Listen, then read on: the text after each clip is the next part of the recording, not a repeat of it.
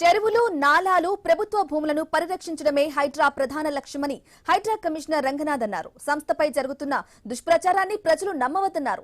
తెలంగాణ రాష్ట్రీయ లోక్దళ్ ఆధ్వర్యంలో హైడ్రాపై round table సమావేశం నిర్వహించారు.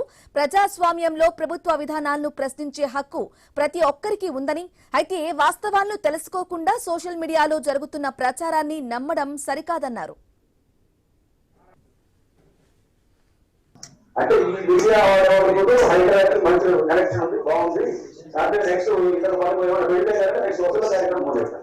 అందుకోసం కాన్షియస్ గా ఉంటాం. ఈ పబ్లిక్ డొమైన్ లో పనిచేసేటప్పుడు కొంత జాగ్రత్తతో ఉంటాం అన్నమాట. అంటే ఎక్కడికక్కడ ఇష్టానుసారంగా ఎవరు పెట్టారు కదా అలా అని పనిచేయడం. అంటే సెలెక్టివ్ యాక్షన్ అనేది కాదు, సెలెక్టివ్ అంటున్నాం. 30,000 కంప్లైంట్ వస్తే 50 పికప్ సందేహం లేదా మీరు అమీన్పూర్ లాంటి ఇష్యూ మన చెప్తున్నారు. అమీన్పూర్ నుంచి వచ్చారు, 1 year పడుతుంది ఎంక్వైరీ చేయడానికి. అంటే it's not that easy. Enquiry చేయడానికి 1 year మాత్రం చాలా తీసుకుంటాం. హైదరాబాద్ వచ్చేలో రాత్రి గొడవ పడతారనేది ఇది కూడా తప్పుడు ప్రచారం.